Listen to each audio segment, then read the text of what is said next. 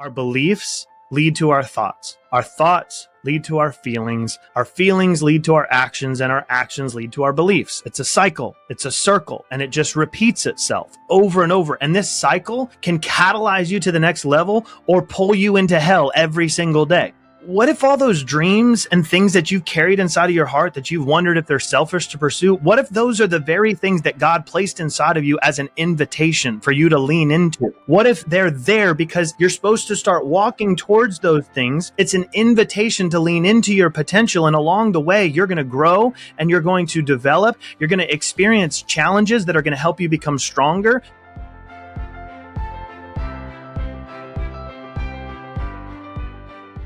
David, I hear you talk a lot about this concept of fierce empathy.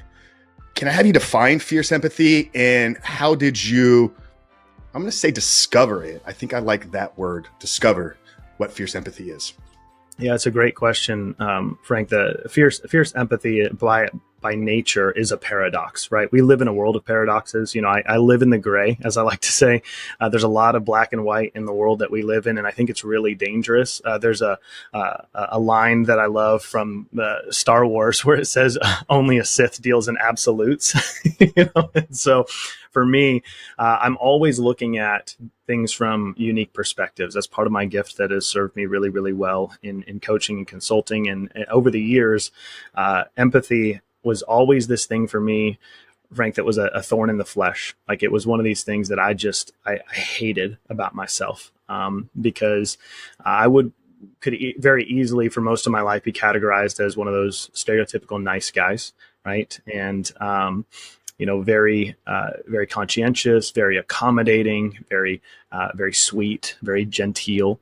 And a lot of that stemmed from trauma and pain and things that happened in my past. But what really set things in motion and led to this definition that I'm going to give you here is over the last 15, 20 years, I've taken multiple strengths tests, personality tests, I'm sure you've taken the same. And at the top of the list every freaking time, man, is empathy. And for really the first probably 10 plus years of my adult life, I resented it. I was like, dude, I want maximizer. I want competitor. I want a masculine strength. Why do I have this ooey gooey emotional intelligence stuff? Right. And I started to really investigate it. And over time, I started to realize that what I was missing was that I was what many would say very empathetic, but I was also constantly enabling really terrible behavior. I was horrible at boundaries. I didn't know how to state my opinion. I always felt like I was being accommodating. And so what I started to realize over time was that fierce was this word that was kind of the opposite of empathy. It's this aggressive, strong, powerful, dangerous word, right? And I realized that is the type of empathy that I wanted to embody, because I wanted to create environments where people, yes, they felt seen, they felt heard, loved, known, but simultaneously, I wanted the courage to really speak the hard truth. I wanted to share my thoughts, to share my opinions without this fear of being misunderstood or this fear of being rejection and this people pleaser thing that I grew up with. And so the working definition that I have right now, and it's constantly evolving, is fierce empathy is where we are intentionally creating environments where others feel seen, heard, understood, known, and loved. We create emotional safety, okay? Where it's like, bro, I see you. I love you. I'm here for you. But, and that's where the fierce side comes in. If we think about, let me finish the definition. So it's simultaneously creating that, but then having the courage to speak the hard truth in love, regardless of whatever discomfort may follow. And it's a very long definition, but basically, in summation, it's saying, if you and I are in a relationship, Frank, and we want depth, we want deep connection, we want trust, we want respect, I don't need you telling me what I want to hear. I need you telling me what I need to hear, that no one else around me has the balls to say, that everyone else is terrified because they're walking on eggshells and they're worried about offending sensibilities or, triggering people. The people that I respect the most in my life, and when I think back, and many of us would agree, We probably all had a similar experience. It was grandma or grandpa. They did not care about our feelings. They would tell us exactly what we needed to hear when we needed to hear it in a way that we didn't like. And like as a kid, I don't know about you, man, but I wasn't too fond of that. But then I grew to recognize how much I respected those people in my life that said, I care more about you than how you feel about me. You brought up nice guy, and the audience is going to be very aware of Dr. Glover's book, No More Mr. Nice Guy. Had him on the show years ago. Prior to researching and getting ready for my conversation, I would have never called myself a nice guy. And I think most people, when they hear the term nice guy, in the lens at which Dr. Glover talks about it, there's this misunderstanding of what a true nice guy is. A nice guy in the definition of the book is a manipulator, is somebody that is using certain tactics, these covert contracts that he writes about. You mentioned truth there and the importance of truth in fierce empathy. What role do you see men lying to themselves playing in how they show up in either as this nice guy or in maybe not this true understanding or true definition of what empathy is? I'll tell you from personal experience that lying to yourself, there's an end point. For many guys like myself, it ends with the barrel of a gun. And it was 2018 when I found myself in the bathroom.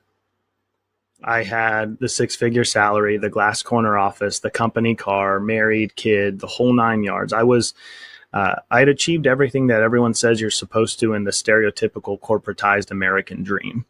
What I didn't realize was that I had, because of a lack of understanding, because of ignorance, which what I love about these types of podcasts is that it eliminates the excuse of ignorance, because it can be a legitimate excuse to a point, but once you're aware, you got to make a decision, right? And so I was about 60 pounds heavier than I am right now. I was having constant suicidal ideation. I was dealing with anxiety, panic attacks, and everything kind of came to a head over a series of basically about 2 years. My wife and I went through a miscarriage. I had a $40,000 pay cut at my job. And then I came to the leadership of the company that I was working for at the time about some things I saw going on behind closed doors that were unethical, wrong, and just not okay. That backfired. And basically, I was sat in the conference room, and everyone's probably seen in the movies, you see that stereotypical giant table with the big dogs on one side and the little guy on the other side. And it's kind of like sitting there like, oh my God, what's going to happen? And I just the best word to describe it was I was dehumanized. I was just completely belittled. I was told how the only reason that I was still at the company was because I was too much of a financial asset. They could not justify firing me because I was the number one sales producer in the entire region. I was a top 1% sales producer in a $400 million multinational company. And so I was an elite player for them. They couldn't justify firing me, but I was told that that the only reason that I wasn't getting let go was because they could not justify it financially. And if you can just put yourself in those shoes for a minute, you've got, a brand new kid, you're building your career, you're dealing with all this stuff. You'd gone through a miscarriage. Like I was just spiraling. I was absolutely spiraling. And so what ended up happening when it was a Sunday afternoon, my wife and my daughter were at church, and I remember walking to my bedroom, and I walked over to the nightstand. I pulled out my Glock and I headed straight in the bathroom, and I said, I'm done. I'm done. Like, I'm not good enough. I'm in debt up to my eyeballs. I'm trying to survive. I feel like I'm making good money, but nobody taught me how to handle money. I've built this incredible career, but I'm completely unfulfilled. I have so much to be grateful for. And like the language, Frank, was just horrible, because a lot of us guys, we get to this point where like, well, I should be grateful. I should be thankful. Look at how much good is in my life. And so that exacerbates the guilt and the shame and the beating ourselves up. I'm sure we'll get into it a little bit more, but suffice it to say, I had a divine interruption that day where God intervened, and I'm still here. And it was through a process of really me coming to terms with the fact that I had been lying to myself because of pain, because of fear, because of wanting to be accepted, because of wanting to feel approved, because of things that happened to me when I was younger. And all of it stemmed back to childhood. All of it stemmed back to when I started learning how to wear masks and learning how to show up the way that I needed to show up and be the people pleaser. And that's where I started to discover that the reason everyone thought that I was a nice guy is because I knew how to manipulate everybody. I knew how to control every situation to get people to see me the way that I wanted them to see me. And to this day, man, it's still something I have to check on a regular basis. I have to constantly check my intentions because that's my default. That's my safety, my safety net, my cuddly blanket, if you will. Like, that's when I can control everything. I feel differently. And so this process through some extraordinary coaches, extraordinary mentors, through a lot of deep internal work, I have worked on that over the years to where, man, I'm to the point now, Frank, in my life where I feel, you'll probably understand this better than most. Like, I got nothing left to prove, man. I got nothing to hide. And I literally feel like the freest man on this planet. My wife and I, we've been married for a decade. We're getting ready to welcome our fourth baby. Porn's out of my life, addiction's out of my life, like all the stuff that we use to hide, because I was just trying to manage this pain that was self-inflicted because I was lying to myself constantly. You work with a lot of high performers. You're a consultant to 7, 8, 9-figure organizations. You're around the elite in the business world. You know, you mentioned that you utilized, maybe it was a God-given skill set of influence and persuasion, something that enabled you to succeed at a very high level in the corporate sphere, but it became kind of your default mode even in your personal life. And I resonate a lot with that because, you know, I got into sales pretty early on, 18, 19 years old. We're knocking doors. We're selling brand new vacuum cleaners by 22, 23. Like, I'm a regional sales director. Like, I'm coaching and leading teams of 400 people on how to best maximize sales and really revenue in a retail-based wireless environment. This is the early 2000s, like pre-iPhone. We were selling BlackBerries and Motorola Razors back then. But I had a lot of these kind of same realizations around 34, 35 that, like, I was using what made me successful in the business world to mask many of my insecurities in my real life, right? Like, I could influence anybody. I could present something that I knew wasn't true, but it was get the outcome that I was chasing. In your experience in coaching and consulting, how many guys at the top are wrestling with that same thing? It's extraordinarily common because many of us weren't taught the difference between influence and manipulation. And they look very similar to the outside mind, to the observer. They can look very, very similar. But what I started to discover is that it comes down to the intention of the heart, right? Is that if you are really seeking to serve and help other people, then you should always be looking for their best interests. You should always be looking to create a win-win scenario. And that's the difference. Oftentimes manipulation, it masks as I care about you and I want the best for you. But really all you're thinking about is yourself. The intention is, let me get mine. Let me get the bag. Let me get whatever it is. Right. And so a lot of the high performers that I work with, it's what kind of is unsettling to them oftentimes is that we'll go straight into a business conversation. They want to pull out their P&L. We're looking at balance sheets and we're talking numbers. We're talking about KPIs. They're like, hey, how do I grow my top line rev this year? And they're looking at, M&A and all the whole space. For anyone that's in the business space, there's a lot of jargon and lingo that everybody thinks is a big deal. And they want to find the newest marketing tactic and the best strategy. And I got into that space, man, really, really immersed when I became a speaker and a head trainer for Tony Robbins for a season of life. And it was an incredible season where I learned a lot, and I got to do some extraordinary things with the people that you see all over social media, and you see them like promoting their books and whatnot. And I also got to see the underbelly of this industry that, frankly, there's so much about it, Frank, that I want nothing to do with. is not aligned with my values, is not aligned with who I want to be. And so I have these conversations with, and I guarantee you, and I still see them sometimes as I'm scrolling through social media, which is becoming more and more rare nowadays. But they're flashing the 9-figure businesses, and they had $100K month, or they had $1 million month, or they're looking at their EBITDA and talking about how extraordinary it is because they're going to be selling this company and all this stuff. And then I have these conversations with them behind closed doors. I'll meet them at a conference or an event. And one of my superpowers, and this is 100% a gift that I've honed and really crafted, is that I don't know how still, Frank, but I have a way of getting people to tell me what's really going on and like underneath all of it. And 9 times out of 10, they're like, dude, I'm breaking, man. I'm like, talk to me. What's going on? It's like, I feel so disconnected from my wife. I feel like my kids, like, I don't know what to do. Like, I just come home and I'm like, my mind is racing, and it's like the next thing and the next thing. And I keep thinking, this will be enough, and this will be enough, and this will be enough. And so what I found, Frank, is that we see a lot on social media, and really break it down into 3 buckets. You can look at guys that are incredible family men, incredible, like they look like they've got a great relationship, but maybe their body, they got the dad bod going on, or they're really struggling to provide financially. Or you've got the guy who, like, he's single and ready to mingle. He's making $1 million a month, and he looks like he's got it made, and he's in Bali or all this other, and he's lonely, man. He's got no deep connection and friendship. Or you look at the guy who's got the body of a Greek god that everybody's like, every guy's drooling over, right? And what I have found is that, like, there's that old adage is that we want to be healthy, wealthy, and wise.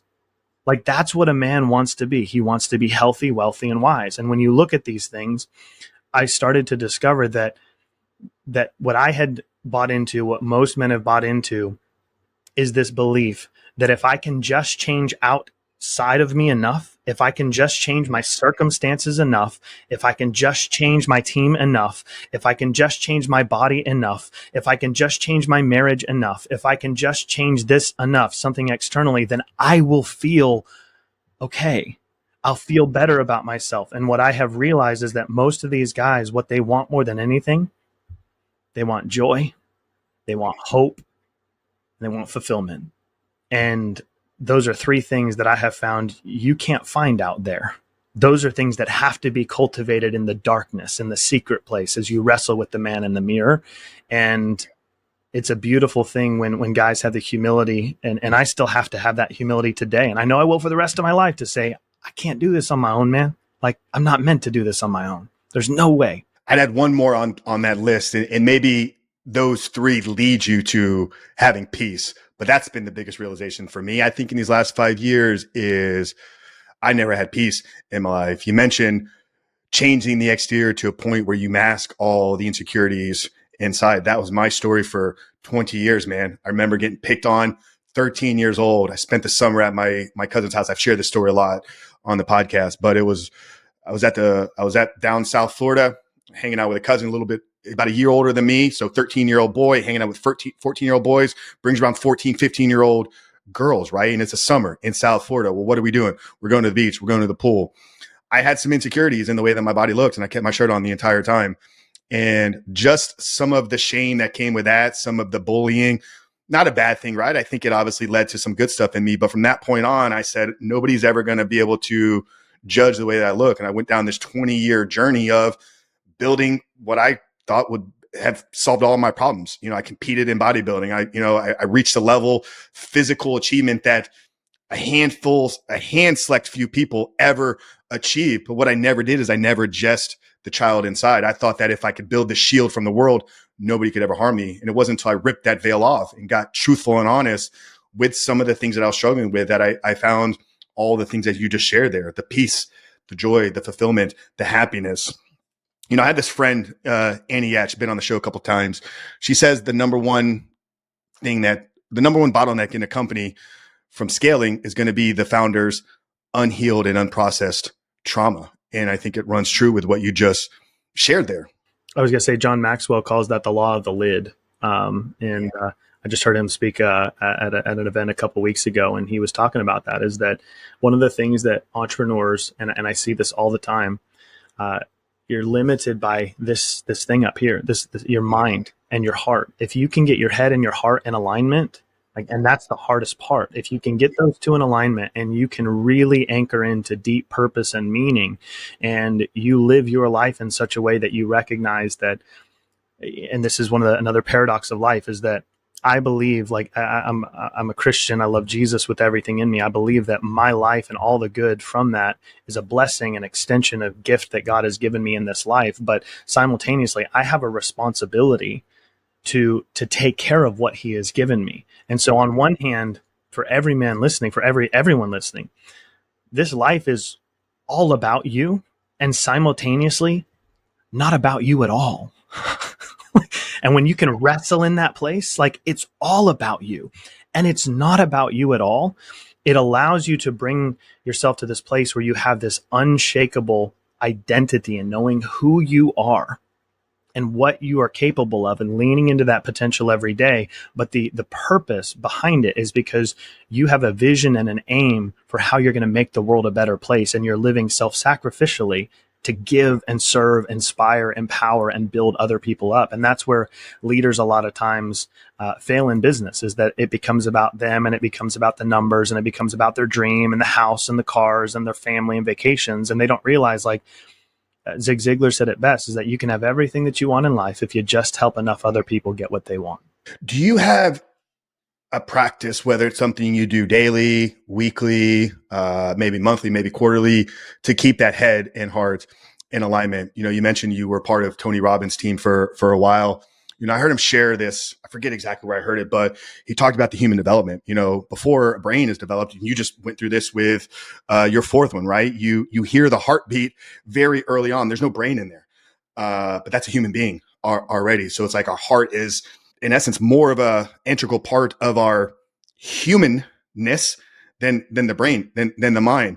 You know, I'll do something in worship music. I'll do it, you know, not every morning, but, you know, I love to throw worship music on first thing in the morning, and I'll just tap the heart. It's like I'm tapping it to the beat. So I'm bringing the two in alignment with together. Do you have something that you practice or teach to help guys get those two aligned? Absolutely.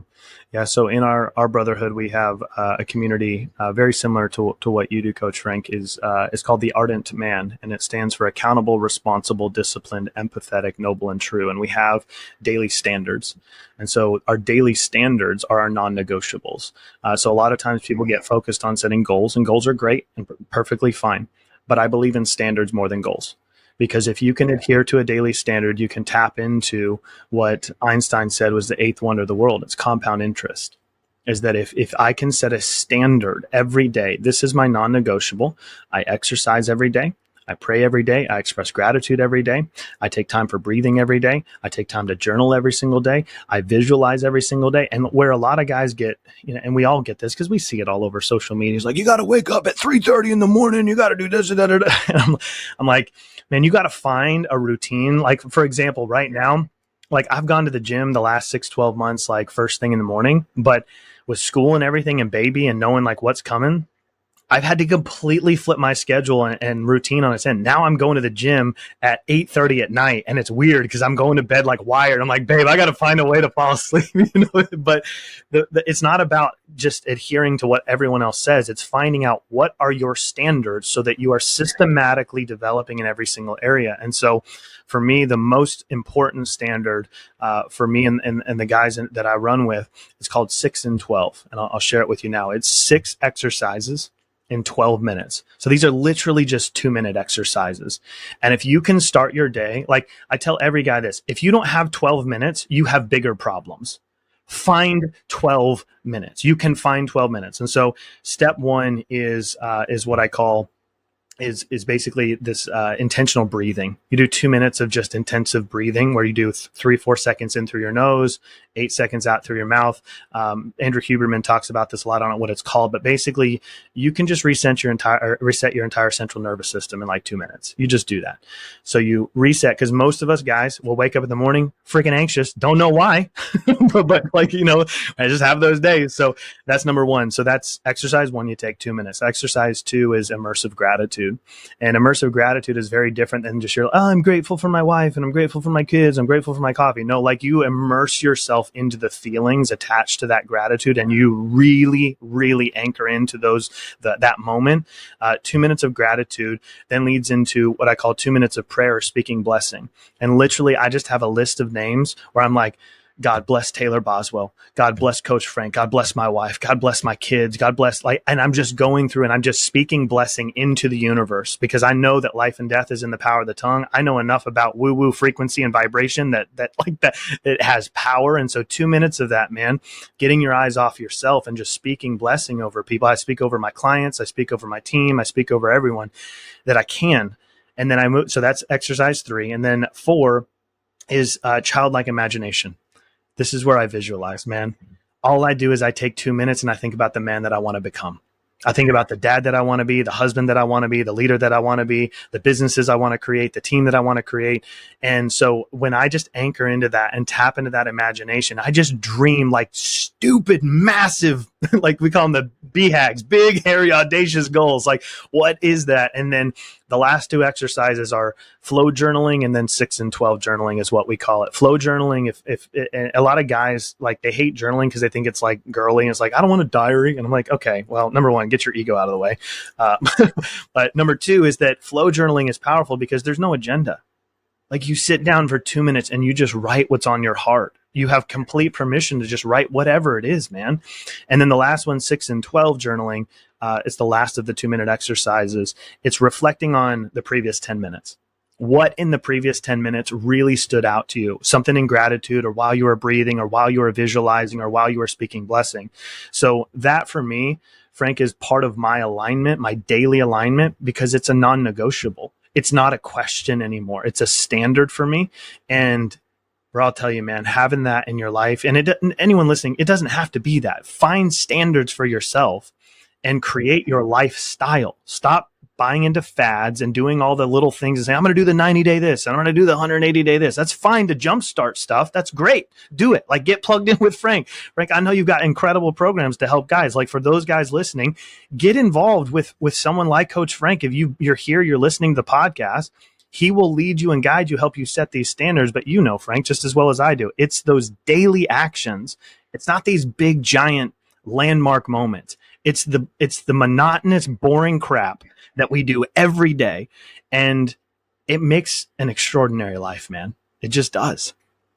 Amen to that, man. I love the journaling piece, man. I tell our guys every day, I want you spending 5 minutes thinking about all the things you've been thinking about. You know, we all have these constant lives. We're all over the place, putting on different hats, going over here, business owner, coach, father, husband. It's like, step back, think about it, man. Because if you don't, every day's thoughts are just going to be a cycle. Like, you're literally just going to think the same thing over and over and over again. We have a daily 5, very similar to what you talked about there. No snooze, get outside, walk, gratitude journal, read something to kind of expand your knowledge and expand your mind. And I tell the guys that come into the program, I don't recommend doing this, but if all you did were the 5 habits for the next 90 days, you would come out on the other side a different man. That's where, you know, power, like you said, the compounding interest of these things really come into play. Gratitude for me has been probably the most powerful paradigm shift of how I see the world, man. You know, it's like that reticular activating system is a powerful thing. The more you look at things to be grateful for, dude, your life just becomes an abundance of gratitude. You know, the little conversation with the girl checking my groceries out at the grocery store. It's like, that was amazing. Like, I just got to connect with another person. She had such a youthful glow and spirit to her. I'll remember these little things and I pick up on them because I'm intentional about recognizing those things every single day. I want to circle back, man. You shared such a powerful story, and I appreciate your vulnerability and opening up and kind of talking about some of those dark moments there. You know, you mentioned this point. I think you were in the restroom, you know, maybe sitting on the toilet there. You had the gun in hand, and there was a divine intervention. You know, can you maybe walk through, you know, how God kind of spoke to you, and if there's something that you heard, or how that moment kind of shifted everything for you? Yeah, what I'll do to kind of set the stage is I need to give a little more context. So I'm a Kansas farm boy at heart. I grew up in the Midwest. My childhood was very much like Opie Taylor. For anyone that's ever watched the Andy Griffith Show, like I had the BB gun on this shoulder and the fishing pole on this shoulder, and that was just my childhood, man. I grew up on a 100-acre farm property. My cousins down the street, my grandparents down the street. It was, it was idyllic. It was beautiful, man. But just like most of us growing up, you don't know what you don't know until you know it, and I didn't realize that. I did not grow up in a healthy home. I didn't grow up, and like most of us, we look back and you're like, well, that was just my childhood, right? You don't realize that there's stuff that should not have happened, and there are things that went down that marked you. And so, for many many years, man, I had basically this dark cloud over my childhood because I couldn't remember. I was like, I don't remember my childhood. I don't remember what happened. And so I ended up going to therapy. I actually did hypnotherapy as well. And it unlocked some things for me that were absolutely game changers. And so there was a series of things that had happened that I had basically blocked out. And then when they came rushing back, dude, oh my gosh, like it was overwhelming. And for me, like I said, I felt like I had a really good childhood growing up, but looking back even now, I know that like my parents, I never saw them intimate. My parents basically cohabitated. My dad was in the basement. Mom was upstairs. They both worked. I remember, dad would leave before I'd be up, and he very rarely would be at any of my ball games. He worked incredibly hard, gave me a lot of opportunities, but I remember being a kid, just being like, I just want dad. Like, where's dad? And my mom had a lot of narcissistic tendencies. My dad was very, very passive, and so that's where I learned early on how to how to read people really, really well. And then right before I turned 14, we moved from the Kansas countryside to suburbia in Tampa, Florida, and it was a culture shock.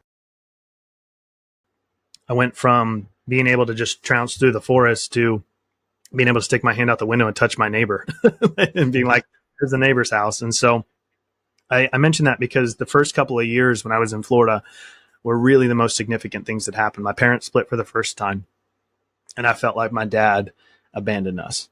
I felt like he walked out and left. And I wouldn't find out till much later, more context of what went down and how that and why that happened. But when my dad walked out, I had a youth pastor that stepped in kind of as a fatherhood figure for me. And so he became kind of my everything.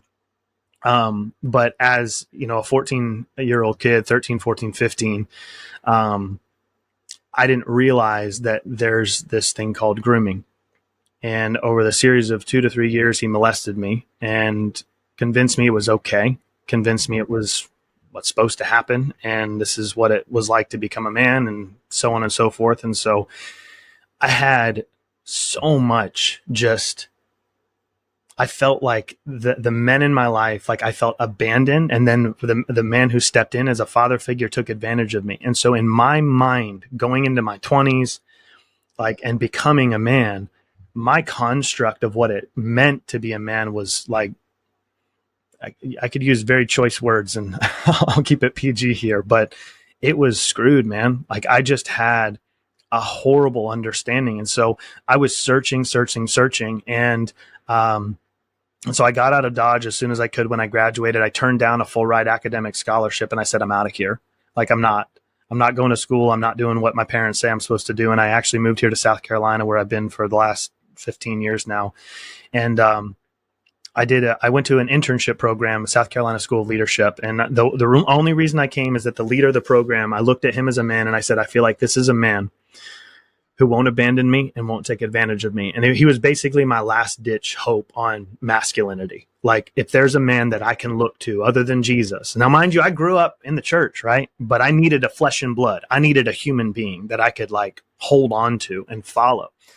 And so all of that really culminated by my mid-20s, mid to late 20s. I didn't realize how much I had suppressed and how much I had like unhealed trauma and pain and things that I had just shoved down, and anger and resentment and just hatred towards my parents. And there was so much healing that had to happen. And so in that moment, my prayer, my entire life, Frank, was, Jesus, fix it.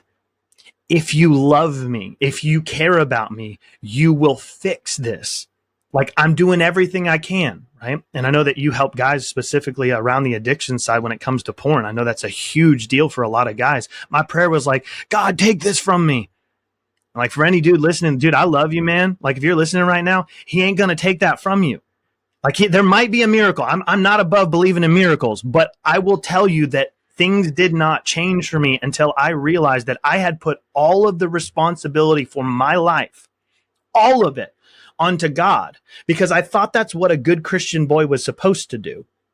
My life's not my own, it's God's. Like, I give my life to God, and this is God's will, and I must be at this job for a reason, and I'm looking for my calling, and I'm trying to follow his voice, and I'm trying to do all these things and being a nice guy. And it was in that moment what he said to me was very, very clear, Frank. He said, David, I love you, but I can't fix this for you. He said, I've given you a head and a heart. Use them. You get to decide. You get to commit. You get to become. I am with you and I am for you. And then he went silent.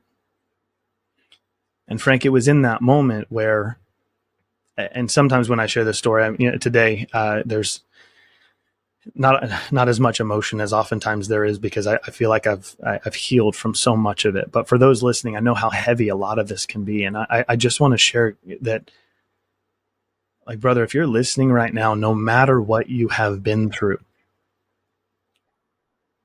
you are loved, you are seen, and you need to be here. If you still have breath in your lungs, that means that you were given the gift of another day. But you have to take responsibility for your life. You have to get a vision for the man that you want to be. You have to give yourself permission to heal. You've got to be willing to go back into the darkness and go back into that hell that you've been running from and say, I need to pick up some pieces, and I need help, and I need to learn, and I need to grow, and I need to surround myself with other men who can inspire me and hold me accountable and help me learn what it looks like to be stable within myself. And that's the process that I ended up going through. Is I realized that God was going to be with me through all of it, and he has been there every step of the way. But he wasn't just going to magically come down and be like, here, let me just take that away from you. Let me solve this problem. And you know this with kids, Frank, is like, I look at my kids, and yeah, there's a lot of times they're like, daddy help, daddy help, daddy help. And I have to make the decision in real time.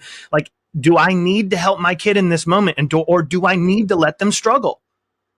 Because there's a lot of times that I need to let them struggle, because if they don't struggle, they will never rise to their potential.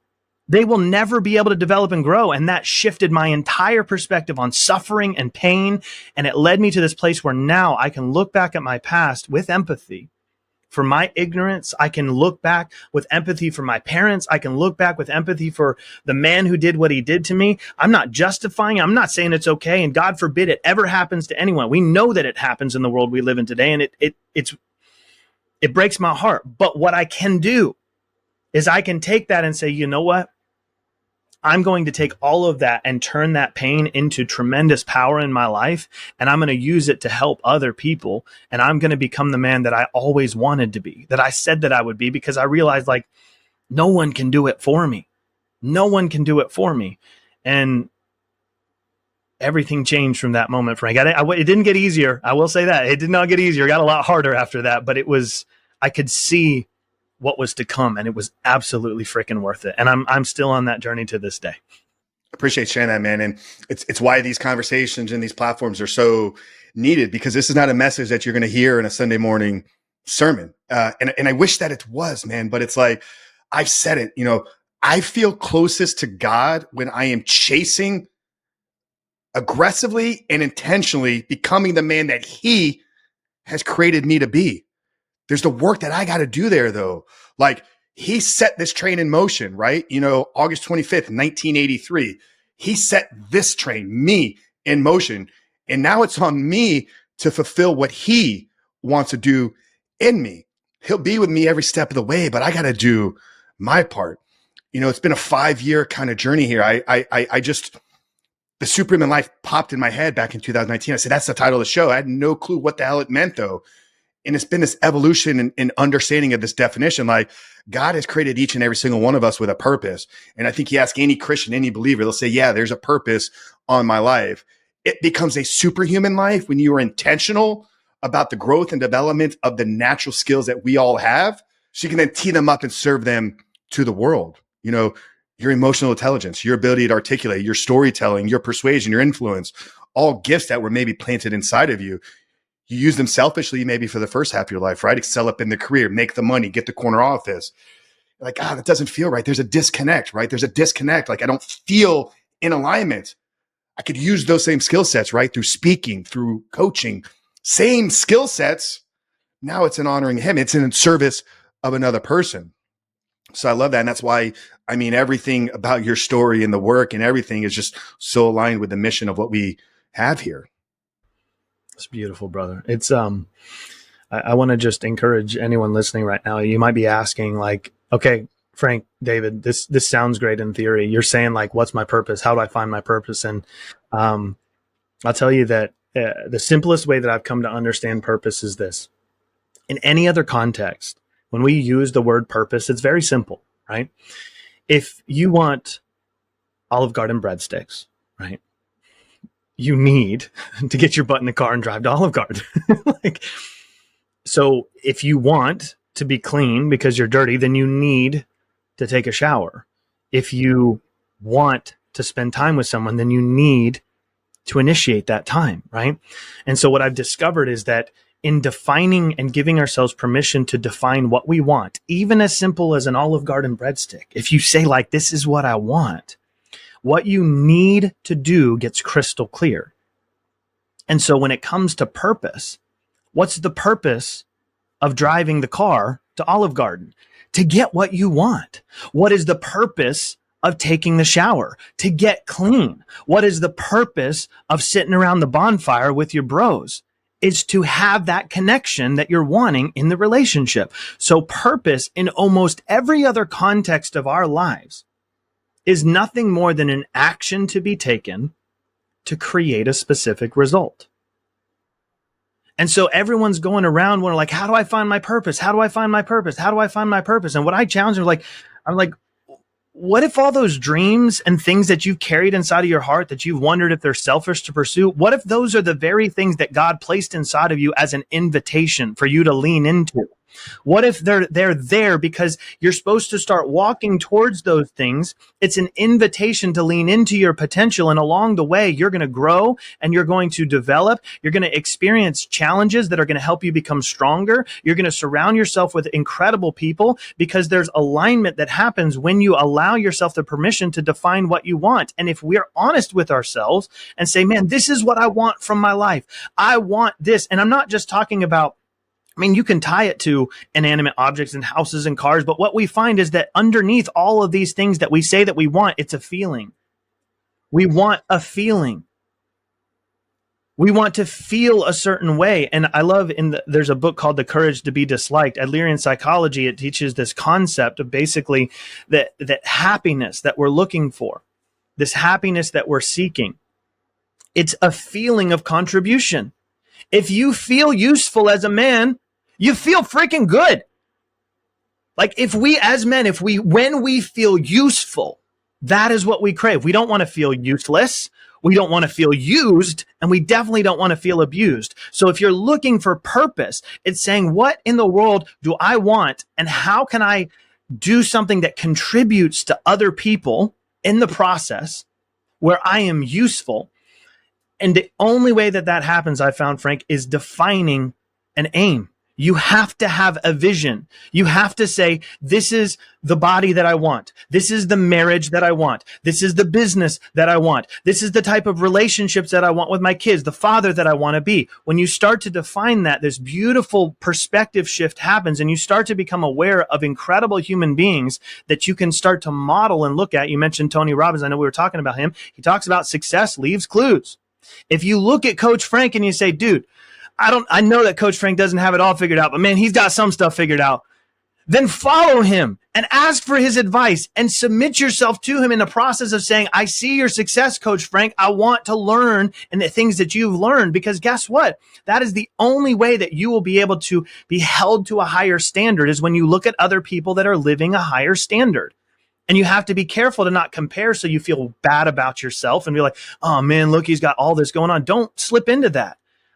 Comparison is the thief of joy, as many people say, but comparison can also be really, really useful when you're getting honest with yourself, because you can be inspired. You can't be inspired unless you compare. And so don't think that comparison is intrinsically bad. It just depends on your perspective. It depends on if you're looking at other people saying, what can I learn from them? I want to grow. I want to improve. I want to get better. And so that's a long-winded way of saying, if you're struggling with purpose in your life, you have to give yourself permission to define what you want. And that comes down to starting the process of defining who you want to be. Yeah, gotta get that clarity. Most people in their bedrooms, right across from their bed, have a big screen, 52-inch giant television, right? They have a box that tells the vision of something else that will never become theirs. I got rid of that years ago. Now for me, when I sit up from my bed, the first thing I see is a 4-foot vision board of the life that I'm creating. Everything from the house to the cars to the possessions. I do like some material things. I'm not gonna lie about that stuff, right? It's who God made me to be, but it's got the family, it's got the experiences, the travel. I see it every night before I go to bed. It's the first thing I see when I wake up every single morning. And I'll spend time literally standing there, eyes closed, envisioning myself living that life. So we're speaking to the importance of clarity. I know you have 4 pillars of transformation in your fierce empathy method. So kind of driving this home, maybe giving these guys some tactical steps to take away from today's conversation, which has been incredible. Can you walk us through constructs, commitments, and consistency, and kind of tying all this together to give these guys something to kind of take home here today with?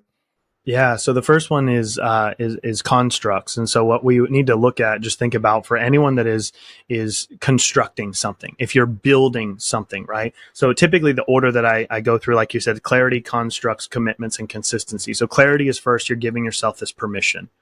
And that permission looks like rediscovering who you want to become, because that's really what it is. Like everything that you have, that you're looking for, is within you. I believe that with everything in me, it's within you. You have to go through a process of taking off the baggage and the pain and the masks and all the funk that you've picked up along the way, and rediscover that little kid who had this crazy, extraordinary imagination of there was no limit to what was possible, right? And giving yourself permission to rediscover what you want, why you want it, and then what is required to create it. And that leads us into constructs. So constructs have to do with really these mental models, okay? So we have our internal belief system. We have our emotional awareness and our emotional intelligence. We have certain patterns that we're running, our routines, our habits, right? A very simple one is like, you can just look at your day. And a lot of guys, what I'll do for the first 30 days, I'll say, like, I just literally want you, and sometimes it's a week, I'll say, I want you to write down what you do from the moment you wake up until the moment you go to bed in 30-minute intervals, just so you can see what your habits and your routines are, right? And so it's starting to redefine those, because there is an identity loop. I call it an emotional state identity loop. Our beliefs lead to our thoughts. Our thoughts lead to our feelings. Our feelings lead to our actions, and our actions lead to our beliefs. It's a cycle. It's a circle, and it just repeats itself over and over. And this cycle can catalyze you to the next level or pull you into hell every single day.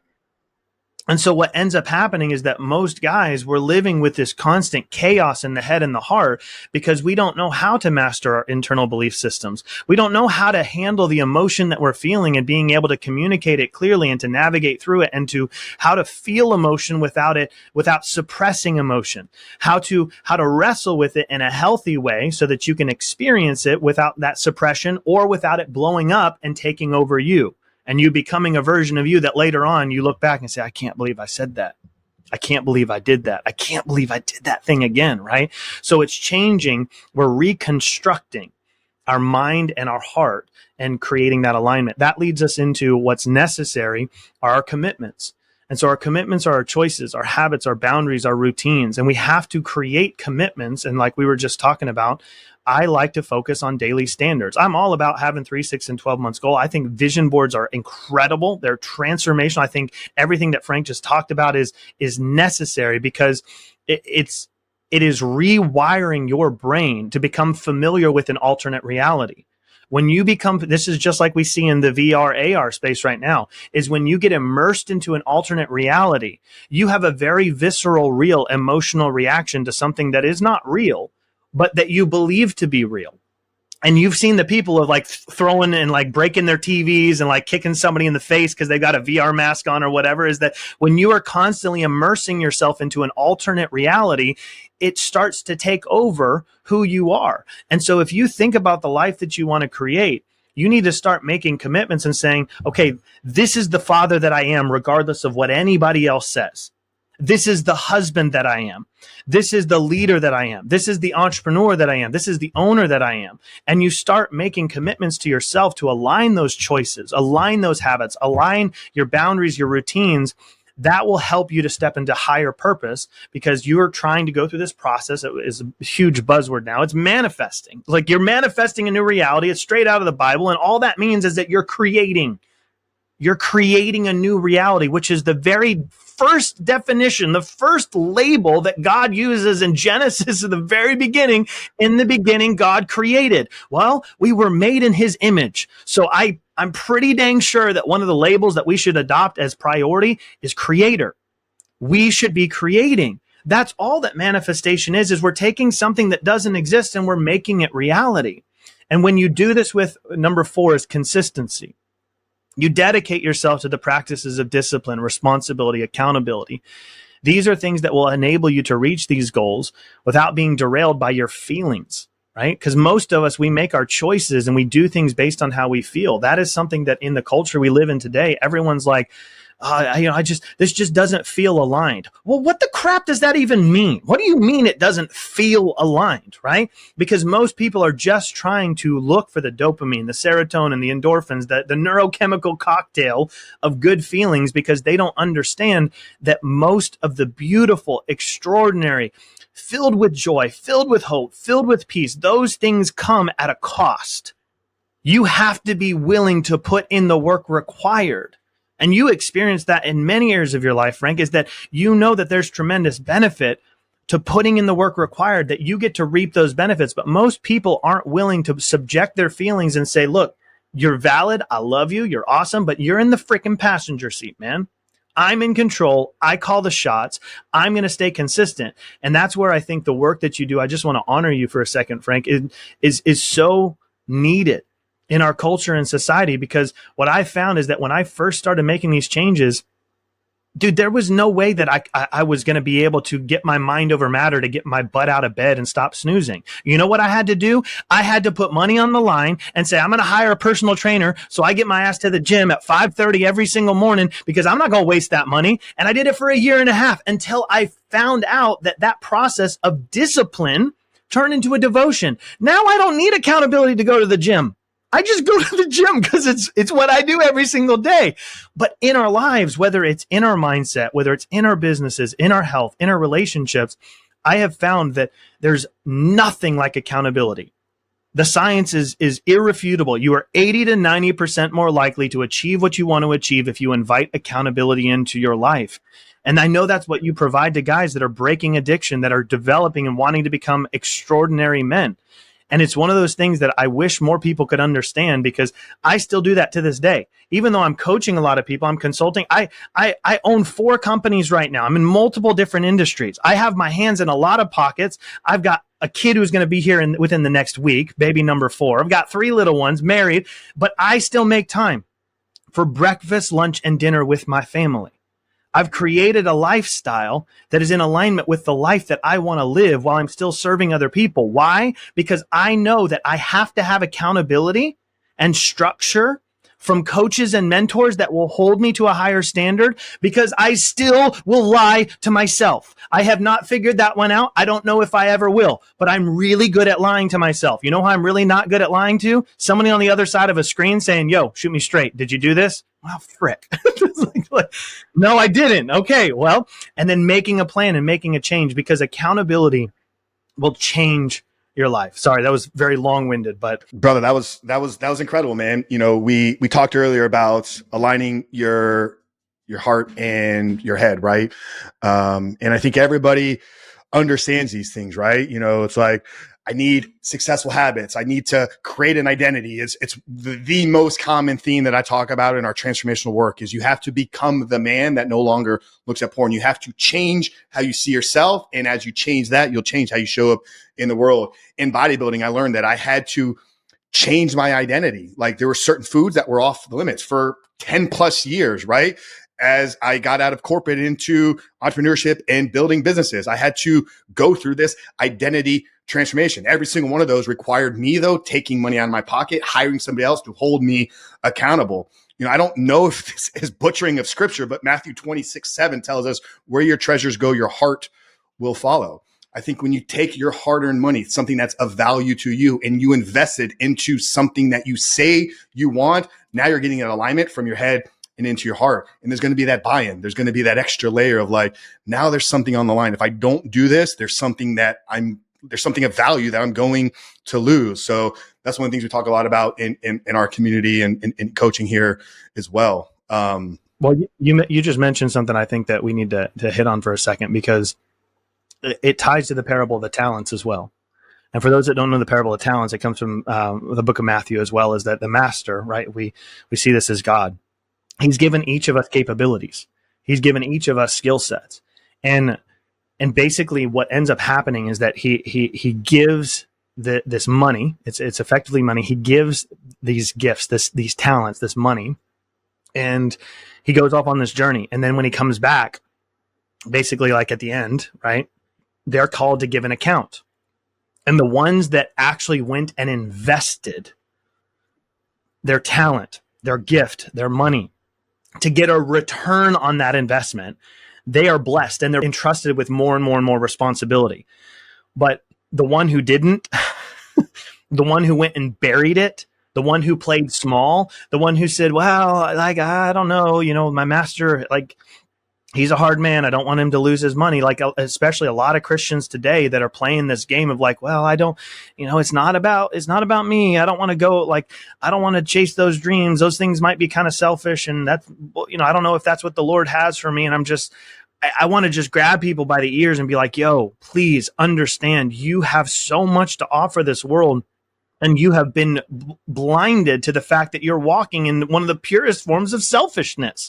You're just focused on yourself and not recognizing that when you go out and invest your life, you invest your money, you invest your time, you invest your energy, it's completely different than spending. I don't spend time with friends anymore. I invest time with friends. I don't spend time watching television. If I'm even gonna watch television, I'm investing in quality time with my wife. That's one of those things that isn't really a part of my life anymore because that doesn't align with the man that I want to be. I don't have a lot of the luxuries, if you will, that the corporatized American world that we live in today, all of these comforts. I don't have the luxury of indulging in those because, and when I say that, the reason I'm saying that tongue in cheek, because my purpose and calling is so much beyond. I'm not looking down at other people that think that that's okay. That's fine. But guess what? I don't want to live a mediocre life, man. I don't want an average life. I want to taste and see that the Lord is good in me using the gifts and talents he's given me. I want to go out and multiply those. And that means that I have to be willing to invest in myself. I have to be willing to invest in my family. I have to be willing to invest in my health. I have to treat my life as an investment because guess what? Everything that I have right here, I didn't earn it and I didn't deserve it. And I woke up today and there's nothing that I did yesterday to earn me today. There's nothing I did yesterday for me to deserve to get another day. I was blessed with today, so I'm going to invest it. And when we shift our perspective and we operate that way and we say, you know what? I understand my heart and this thing called treasure. I am going to treat it in a way that honors my father, that honors my brothers, and honors my family. Because at the end of the day, that's what it's about, man. I have not found anything more fulfilling, more peaceful, to use your word, more peaceful, filled with joy, filled with excitement. I want every man to be able to feel what I feel when I wake up every day. I, because I remember the days of just waking up and being like, God, frick, why another day, another Monday, another, like, get me to Friday, whatever. And now I like wake, I'm like, we freaking got another day, baby. Let's go. It changes everything. And it doesn't mean we don't have problems. I know you would agree with that. We have problems. We got issues. We got struggles. If you're running businesses, but I say that, guys, because for everyone listening, I hope that you will take something from today and you'll start to apply it, and that if you need accountability, freaking text Coach Frank, like, message him right now as you're listening to this. Shoot him a message, be like, yo, I don't know where to start, but something resonated, like, help me. And he will help you. That's what this is about. We're here to serve. We're here to, like, if you need books, you need resources, like, get proactive, start initiating, show up for life. And I'll leave everyone with a final Tony Robbins thing. He says, one of his most famous things, he said, your life will change when you stop believing that life is happening to you. Your life will change when you stop believing that life is happening to you. And instead, you start to believe that life is happening for you. It'll change your life. David, my brother, man, we talked about it before. The audience, they had no clue the hurdles we had to jump through to make this thing happen. The reschedules, the hurricanes, the doctor's appointments, the technical difficulties and challenges that we just experienced a little over an hour ago. But I told you before we hit record, I've done this 275 times. The one that required the most hoops to jump through to make this happen turn out to be the most impactful and powerful conversations. And I'm going to rank this one right up there at the top. What a gift we gave to the audience here today, brother. I'm so incredibly grateful to got a chance to connect with you. I'm excited about learning more about you and hopefully having our paths cross in person, man. We're recording this virtually. I know you got some history down here in the Tampa Bay area. We probably passed each other back then, dude. I have no clue, man. We might have, been at a baseball tournament together at some point down there in East Bay, right? But I'm excited, man. This has been amazing. Tell the guys out there where they can connect with you and learn more about you. If they're interested in maybe some of your coaching or some of your brotherhood communities, best place to connect with you. And we'll wrap it up with our last and final question. Yeah, easiest thing, man. Anyone, you can go to davidwaldy.com. Just, I hate saying it like this way because it sounds super pretentious, but you can Google me.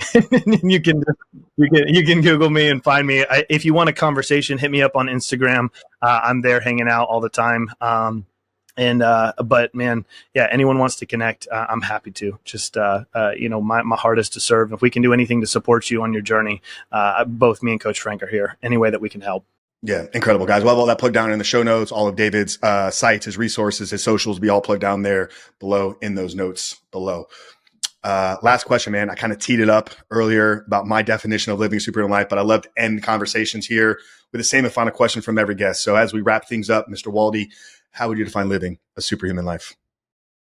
I'd say living a superhuman life is a life that is in alignment with your values and is in the constant pursuit of cultivating deep purpose and meaning.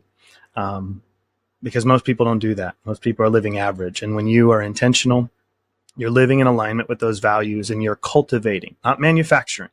You're cultivating, planting those seeds every single day, nurturing your garden, taking care of what you're responsible for, controlling what you can control, and just focusing on your standards, your daily habits, daily routines.